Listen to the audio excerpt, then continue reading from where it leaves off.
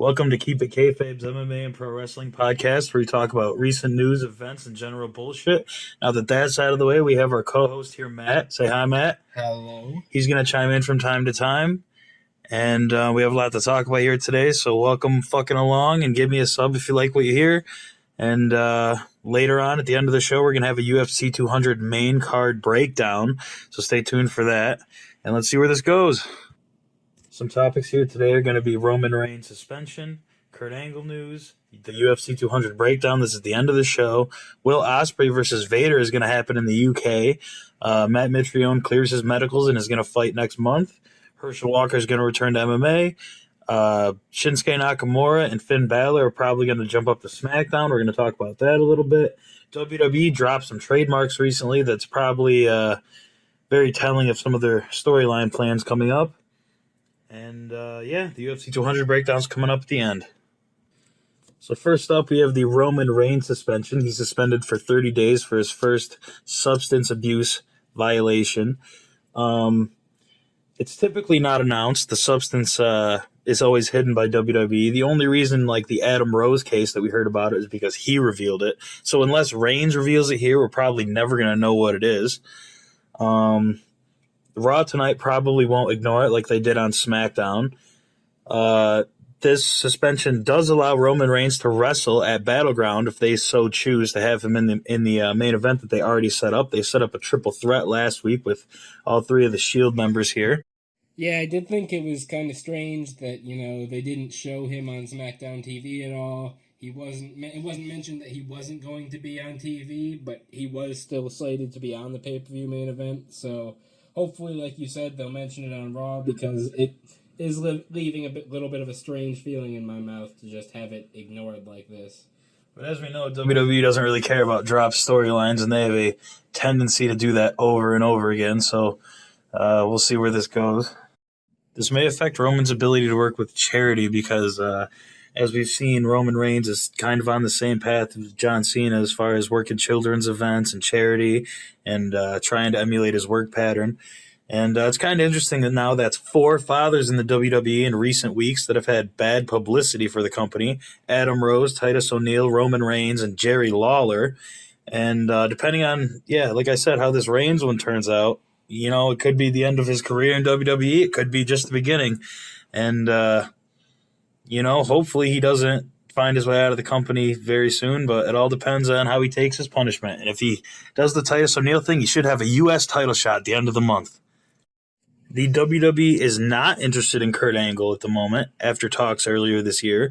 He announced on Mark Madden's podcast that he was in talks with the company to return, but he said no date was set.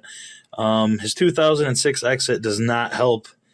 He had a public battle with pain pills, and people in the company thought he was going to be the next major wrestling death. And, at the time, they're not interested in him. He may get a few big matches down the line or something like an Undertaker schedule. I'd be happier than anybody if he unexpectedly showed up in the WWE, but I think with his past medical issues and his public stance on his issues and his very open life at this point, I don't think he's going to make a return. What do you think, Matt? Yeah, and he might make a return, like you said, for a couple matches, but I don't think he's coming back for a serious kind of return, a every week kind of return. May come to main event a couple pay-per-views, but probably nothing too long-term. And it's a bit disappointing because, like you said, I'm a big fan of Angle. I know a lot of people are big fans of Angle, would love to see him back in the WWE doing matches that people want to see him in, but I don't think that's happening anytime soon, to be honest. He was my favorite wrestler ever since the third grade. We did this thing where we walked around with a camcorder when that was a thing before everyone had phones and everyone had all this shit. Our teacher walked around with a camcorder and we had to say 3 or 4 words about ourselves. And I said, "Hi, I'm Jesse, and my favorite wrestler is Kurt Angle." That's what I said. This was in 2001, and 5 years later, he's out of the company, and he hasn't been back since. Oh my God! I know he's gone to parts unknown, and he's lived in Death Valley for a little bit with Dixie Carter. But oh my goodness, I would love to have Angle back. Jordan and Gable seem like tailor-made to be Team Angle guys, don't they? They do. I think they have a bright future. and I think it would be brighter if they had Kurt Angle. So even though I reported that they're not interested in Kurt Angle, I really want Kurt Angle to come back more than anybody. Have him in some kind of a Bob Backlund role with Darren Young, that kind of a thing. Be perfect. Well, Chad and Gable are already great, so you don't have to make them great again, Matt. Actually, it's Chad Gable and Jason Jordan, not Chad and Gable. Well, maybe we do have to make them great again. What do you want me to say? Buddy, we're talking about the American Alpha, in case you're wondering. After nearly getting finished at Bellator Dynamite 2, like literally planted face down from a huge strike from a heavyweight, Matt Mitrione during his debut, so after he got knocked down, he stood up, knocked down the guy, and delivered a one-punch knockout to a grounded Carl Semenutafa. I don't know how to pronounce that name, but hopefully I did a good job. In the post-fight interview with Jimmy Smith, Mitrione said he didn't remember getting planted at the start of the fight, and then they announced him for a fight next month against Ali Thompson on July 16th, pending that Mitrione clear medicals. Now, the next day, Mitrione reported that he did clear his medicals, which is actually fucking even scarier because it was also reported recently that Kimbo Slice and Dada 5000 both cleared their medicals before a fight. Kimbo even underwent an EKG, and then a few months later he went to the hospital, and they told him that he needed a heart transplant or he would die. And days later, he was dead. Dada 5000 also had 2 heart attacks during that fight.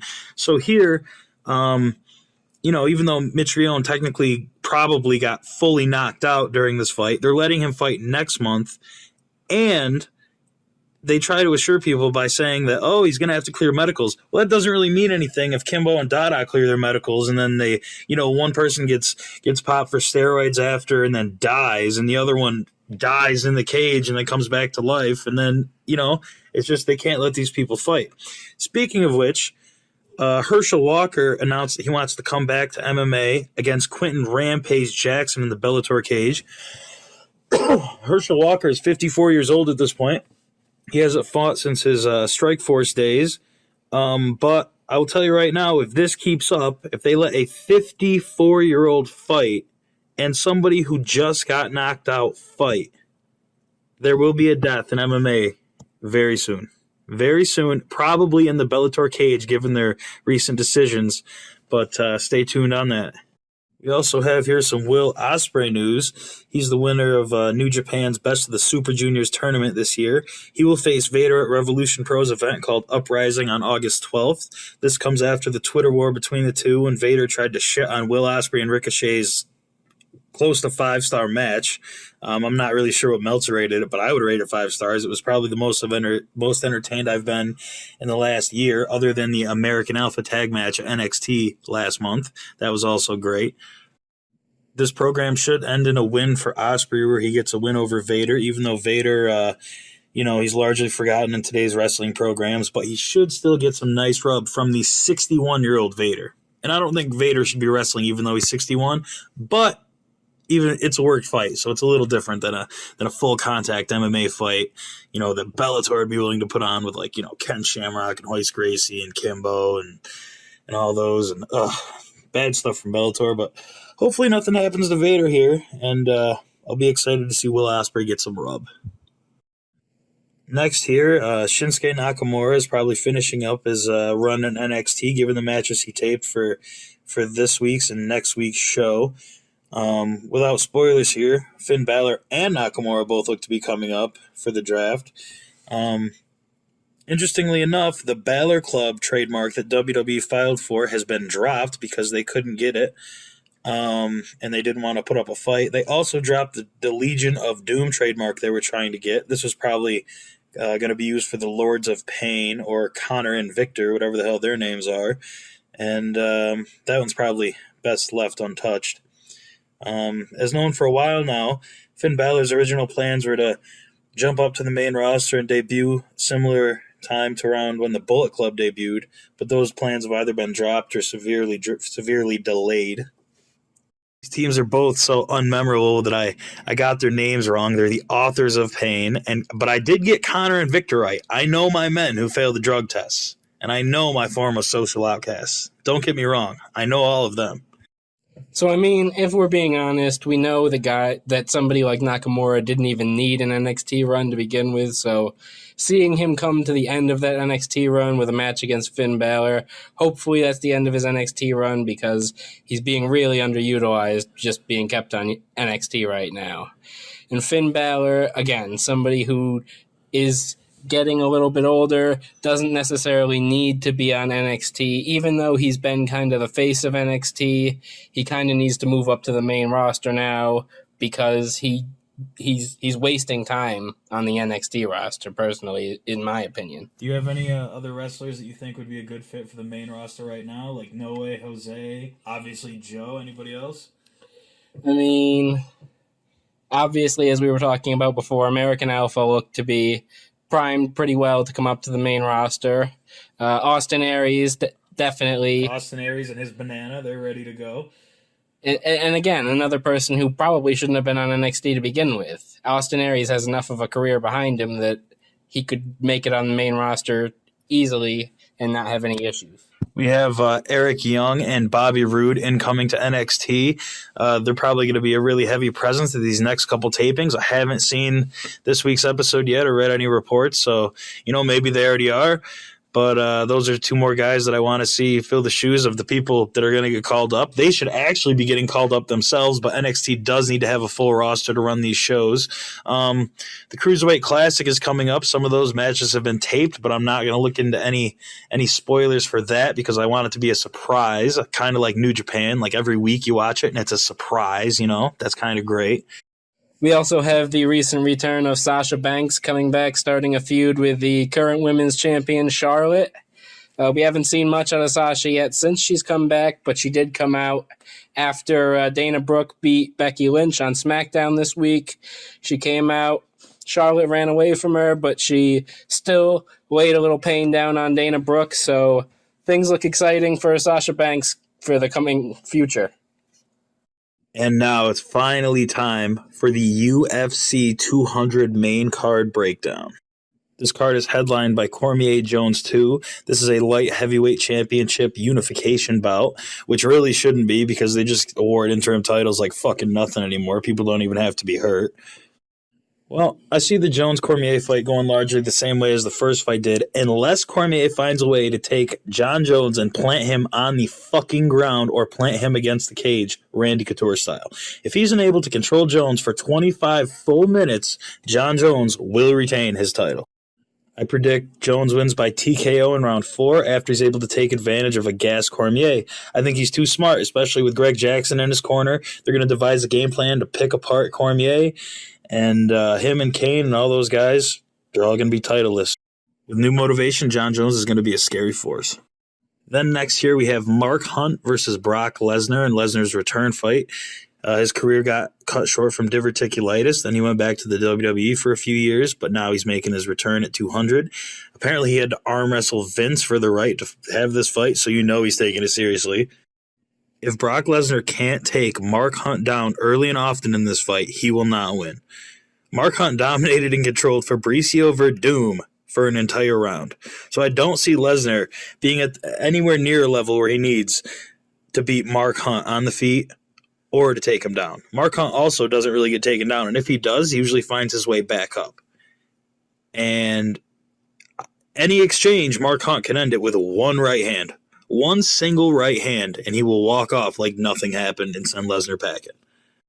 Also, I don't think Lesnar can do any damage unless Mark Hunt's on his back. I don't see him striking at all with him. And given Lesnar's previous fights with elite strikers, I would say Mark Hunt wins by TKO in the first or second round. I think he goes back to the WWE and is a huge draw and maybe gets another title run. And this fight will do nothing but help his rub in the long term. And, he could win the fight. It's not impossible. I just don't see it happening. I would say Conor McGregor beating Jose Aldo again is way more likely than Lesnar having any chance against Mark Hunt. I just don't see any way he wins this fight unless he can plan him for 25 minutes, which I don't think he can do. He couldn't do that against Shane Carwin. He couldn't do it against Overeem. He couldn't do it against Kane. I don't see him doing it against the Super Samoan. You know, it's kind of been the talk around that Vince McMahon probably didn't do enough research on who Mark Hunt is before he put his okay on this fight. So, again, Mark Hunt is somebody that Vince McMahon probably underestimated, probably doesn't realize that his record doesn't necessarily mean as much when you look at the people that he's fought. So Mark Hunt may give Brock Lesnar a lot more trouble than the WWE and Vince McMahon may have thought to begin with when booking this fight. Next, we have Miesha Tate versus Amanda Nunez for the 135 women's title. Nunez can be scary at times, but I think Tate's better everywhere. She overpowers her on the ground, on the feet, and I think Tate wins this fight by decision and goes on to fight Ronda Rousey in Rousey's retirement fight. I think that's all there is to say about that one, especially when Tate went 5 rounds with Holly Holm, and she came out with a victory. No matter what happened the whole fight, she can power through and win. She had Rousey in trouble. She was really the first one to give Ronda any kind of trouble, and I just don't think Nunez can win this fight. Maybe I'm wrong, but probably not. Then we have my man, Frankie Edgar versus Jose Aldo for the 145 interim title. Because, they just throw them out like fucking candy, even though they don't really need one. And they have a champion that's actively fighting right now. But for some reason, they need the interim title. Well, because before they had Lesnar, they didn't have an actual draw. So they had to try anything they could to get fans for the show. But I think this is a highly competitive fight that sees Aldo get taken down and smashed after a few rounds on the feet. I think Edgar is just too good right now. He can take a beating like no other and come back and win. He showed that in his Gray Maynard and BJ Penn fights. He is just too good everywhere. I think he's going to be a champion again. I think he's the best bet right now for an ex-champion to win their title back. Rather, for an ex-champion to win a title at another weight class because, Edgar was the 155 champion. Now he's trying to become the 145 champion. I think this marks the beginning of the end of Jose Aldo's career. He's been at the top for such a long time. All champions fall. I think he's going to have a Silva-like fall where he's going to be in some competitive fights, but ultimately he's gonna lose. Can't really talk anymore after doing the show for the last 17 and a half minutes, but let's get on to the last fight on the main card. The last fight on the main card, at least as of right now, which I don't think there's going to be extra additions to the main card because it's pretty set in stone now with the Lesnar fight, but we have Cain Velasquez versus Travis Browne.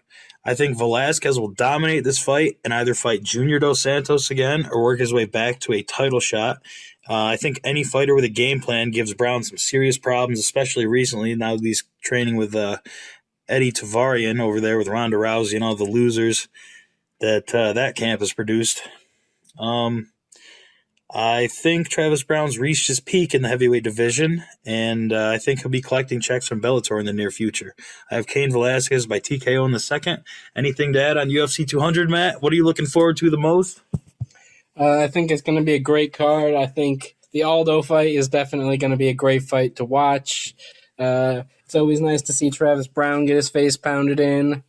And it'll be interesting to see how Brock Lesnar does end up performing. He could perform really well. He could get his ass beat. So it'll be interesting to see how that turns out. There you have our UFC 200 breakdown. I want to thank you for listening to our first show. We'll probably be here every week or maybe twice a week, depending on how much news comes out. And next time we'll probably review a New Japan show or a WWE show or something. But thank you very much for listening. Give us a sub if you like what you hear, and we'll be back next week. Thank you, guys. See you later.